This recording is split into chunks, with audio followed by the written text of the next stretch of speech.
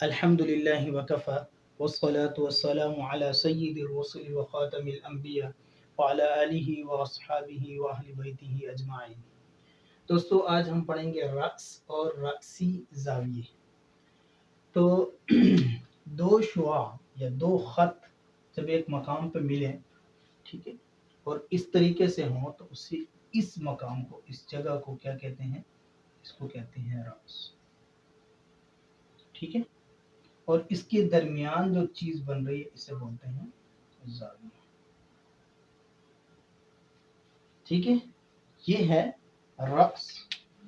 اب رقصی زاویہ کیا بنتے ہیں کہ دو شعاع یوں آئے اور دو یوں آپس میں یہاں۔ تعریف کیا ہے کہ وہ دو ہم رقص غیر متصلہ ایک دوسرے کی پشت پر بننے والے زاویہ رقصی زاویہ کہلاتا ہے۔ دو غیر اہم خط یا شعاعیں، یعنی کہ نیز خطوط ہوں یا کوئی اور مشترکہ ہو، تو اس کو کیا کہتے ہیں؟ رقص کہتے ہیں، ٹھیک ہے۔ دو شعاع ہیں، ان کا راز ہم نے پہلے پڑھا۔ اب دو شعاعیں، دو مختلف جو ہے رقص ہیں، وہ غیر متصلہ ہیں، متصلہ نہیں، تو وہ جب ملتے ہیں تو انہیں کیا کہتے ہیں؟ رقصی زاویہ۔ اب یہاں اور یہاں مثال کے طور پہ 90 ڈگری کا ہے تو یہاں بھی زاویہ 90 ڈگری کا ہوگا، ٹھیک ہے۔ اور اسی طرح یہاں اور یہاں اگر 90 ڈگری کا ہے تو یہاں بھی 90 ڈگری کا ہوگا۔ تو یہ کیا کہلاتے ہیں؟ پہلے ہم نے رقص پڑھا، پھر یہ کیا کہتے ہیں؟ رقصی زاویہ۔ کیا بولیں گے اس کو؟ رقصی زاویہ، صحیح ہے۔ اب ہم مزید دو چیزیں پڑھیں گے کہ عمود اور عمود پر زاویہ قائمہ بنانے کا طریقہ۔ عمود کیا ہوتا ہے؟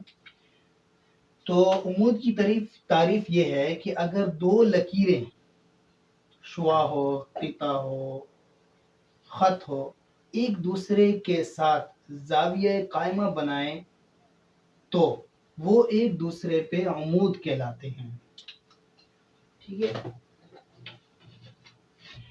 ایک دوسرے کے اوپر زاویہ قائمہ، یاد رکھیے گا کون سا زاویہ بنائے، اور زاویہ قائمہ کیا تھا وہ پہلے سمجھ لیں۔ یہ ہے زاویہ قائمہ، ٹھیک ہے۔ یہ کیا ہے؟ زاویہ قائمہ ہے۔ قائمہ کا مطلب کھڑا ہے، تو یہ زاویہ قائمہ ہے۔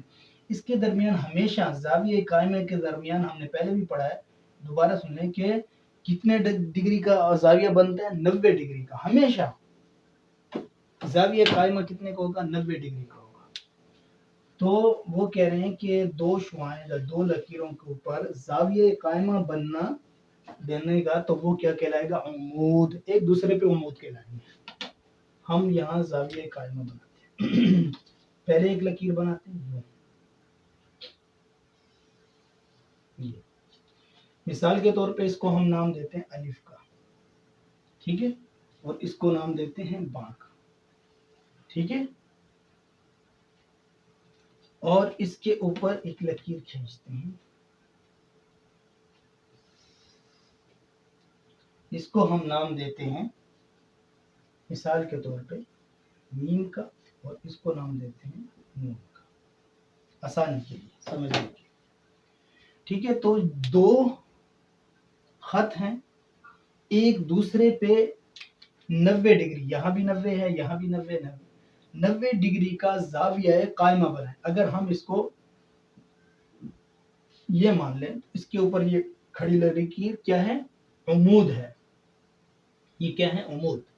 اور اگر اس کو مان لیں یوں، اور اس کو کھڑا مان لیں، یوں کھڑا کر لیں، تو یہ عمود کہلائے گا۔ اسی طرح یہ اور یہ مثال کے طور پہ آپ انہیں، اس کے پھر دو طریقے ہیں کہ یہ زاویہ قائمہ ہے یا نہیں ہے، ٹھیک ہے۔ کیونکہ ابھی تو ہم نے یہ لکیر لگائی، تو یہ اگر آپ کے پاس پرکار وغیرہ ہے یا ڈی وغیرہ ہے اور اس سے نصف ڈی ہے تو اس سے بھی آپ لگا سکتے ہیں۔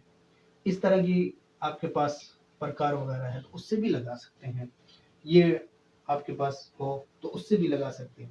لیکن اگر آپ کے پاس کچھ بھی نہیں ہے مثال کے طور پہ تو اب آپ کیسے لگائیں گے؟ آپ کے پاس کچھ بھی نہیں ہے اور آپ نے لکیر سیدھی لگانی ہے تو آپ کیا کریں گے؟ ٹھیک ہے، اس میں آپ کو کیا چیز کس طریقے سے آپ اپنے لکیر کو ٹھیک کریں گے؟ عمود کھینچنے کا طریقہ کیا ہوگا؟ پہلے تو ہم نے الف با جیم اور میم اور نون یہ ہم نے ان کے نام رکھ دیے ہیں. صحیح ہے. ان نام رکھنے کے بعد ہم کہتے ہیں کہ مثال کے طور پہ ہم پہلے الف کو مرکز مان کے الف کو مرکز مانتے ہیں اور الف کو مرکز مانتے ہوئے ہم یہاں سے ایک خط کھینچتے ہیں جو اس لکیر کے اوپر لگے. ٹھیک ہے، یوں. پھر ہم بھا کو مرکز مان کے ایک قوس بناتے ہیں یوں. یہ ہل گیا ذرا. ٹھیک ہے، تو اب اس کے بعد کیا ہوگا؟ یہ لگانے کے بعد یہ آپ کا بالکل عمود نکل آیا، یعنی کہ آپ یہاں سے ایک لکیر کھینچیں گے تو یہ آپ کا زاویہ قائمہ بننے کے بعد یہ آپ کا عمود بن گیا. اور اس کے مخالف جائیں گے تو یہ عمود می، اور یہ اگر اس کو الٹا کر دیں تو یہ اس کو پرکار کے ساتھ اس طریقے سے عمود کو 90 ڈگری یعنی کہ زاویہ قائمہ بنانے کا طریقہ یوں ہوتا ہے. صحیح ہے. تو آج ہم نے پہلے عمود سیکھا کہ عمود کسے کہتے ہیں. عمود اس کو کہتے ہیں جو الف با کے اوپر جو زاویہ قائمہ بن جائے تو یہ عمود کہلاتا ہے. پھر عمود پر زاویہ قائمہ کیسے بناتے ہیں تو اس کا طریقہ بھی ہم نے سیکھ لیا کہ یہ آپ پرکار یہاں سے رکھ کے یہاں قطع کر دیں اور یہاں سے رکھ کے یوں قطع کر دیں تو یہ جگہ بھی آپ کو عمود کا فائدہ دے گی. یہاں بھی آپ ایک عمود بنا سکتے ہیں. اور اگر آپ ان دونوں کو مرکز مانتے ہیں میم اور ان کو، اور یہاں ایک یوں قطع کر دیتے ہیں اور دوسرا یوں آتا ہے تو یہ بھی ہو سکتا ہے. اسی طرح آپ ان کو مرکز مان کے اس طرف پہلے یہاں سے یوں قطع کر دیتے ہیں اور پھر یہاں سے یہ یوں قطع کر دیتے ہیں تو یہ بھی آپ کا زاویہ قائمہ بنے گا اور اس کو عمود کہتے ہیں. ٹھیک ہے، تو یہ مختصر سبق ہمارا یہیں اختتام پر پہنچتا ہے. انشاءاللہ تعالی دوسرے سبق کے ساتھ حاضر ہوں گا. السلام علیکم ورحمۃ اللہ وبرکاتہ.